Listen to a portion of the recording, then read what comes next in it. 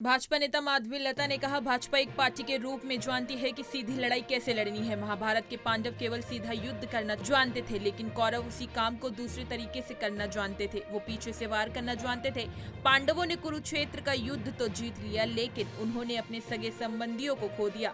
उन्होंने अपने 5 पांडवों को खो दिया, जो उनके अपने बच्चे हैं। उन्होंने एक महान योद्धा अभिमन्यु को खो दिया। इसलिए इतिहास भी हमें बताता है कि सत्य और अन्याय के युद्ध के बीच सत्य को अपने सगे संबंधियों की बलि देनी पड़ती है। The BJP as a party only knew how to fight straightforward war.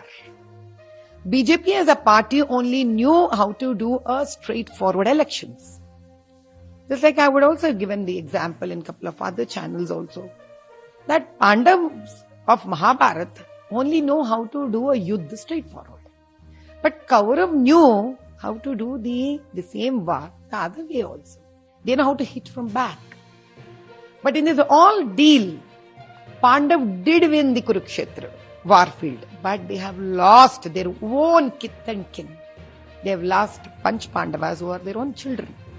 They have lost Abhimanyu, a big warrior. They have lost Ghatotkacha, a great warrior.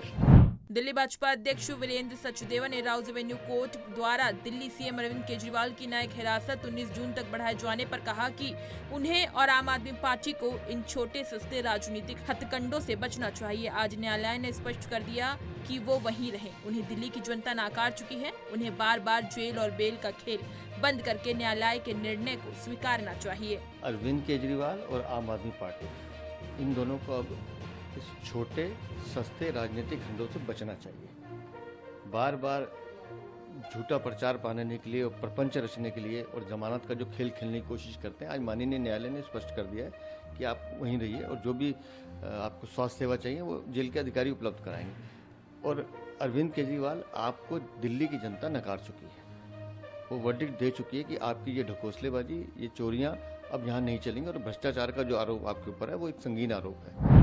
Hindustani Awam Morcha के प्रमुख जीतन राम मांझी ने कहा, एकदम स्पष्ट है कि प्रधानमंत्री नरेंद्र मोदी तीसरी बार देश के प्रधानमंत्री बनेंगे। हम पहले ही उनका समर्थन कर रहे हैं, आज भी करते हैं। जहां पीएम मोदी रहेंगे वहां हम रहेंगे। आरजेडी नेता तेजस्वी यादव के बयान पर उन्होंने कहा कि ऐसी कोई बात नहीं है, नरेंद्र मोदी ही प्रधानमंत्री बनेंगे।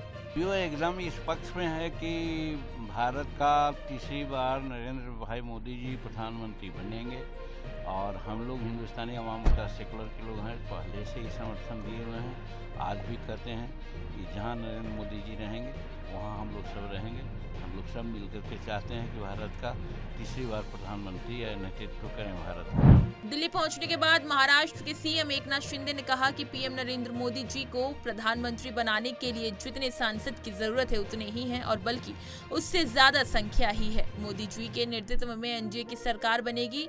मैं उनको समर्थन और शुभकामनाएं देने आया हूं। जिनके पास आंकड़े और बहुमत नहीं है वो सरकार बनाने की बात करते हैं। ये मुंगेरी लाल के हसीन सपने हैं। असं काल पत्रकार परिषदेत मैंने कहा है ना, मैंने कहा है कि मोदी जी को पूरी तरह जितनी मेजोरिटी के लिए सांसद लगते हैं, संख्या लगती है, उतनी पूरी हो चुकी है, उससे ज्यादा है। और एनडीए की सरकार मोदी जी के नेतृत्व में बनेगी। उनका मैं अभिनंदन करता हूं और उनको आज मैं समर्थन देने यहाँ पर आया हूं, शुभकामनाएं देने आया हूं। और कहावत है, गिरे तो भी टांग ऊपर वाली, ऐसी बात है। जिनके पास आंकड़े नहीं है, जिनके पास मेजोरिटी नहीं है, वो सरकार बनाने की बात करते हैं। ये तो मुंगेरी लाल के हसीन सपने हैं, ऐसा मैं कहता हूँ। और निश्चित रूप से आपको इतना ही कहूंगा, 10 साल मोदी जी को जो मिले, 10 साल में जो उन्होंने इस देश का विकास किया है, देश का विकास, देश को बहुत ही ऊंचाई पर ले गए। उनके बाद देश के विकास का एजेंडा था और सामने वाले जो थे विपक्ष वाले इंडिया लाइन, उनको एक ही था, मोदी हटाओ, मोदी हटाओ, मोदी हराओ। ये ऐसे जो पीड़ित लोग थे, वो लोगों को, जो कई लोग कहते थे कि मोदी जी को तड़ीपार करो, तो तड़ीपार इस देश की जनता ने उनको किया है। सत्ता से रोककर जो बोलने वाले हैं उनको ही तड़ीपार कर दिया, उनकी जगह उनको दिखा दी है।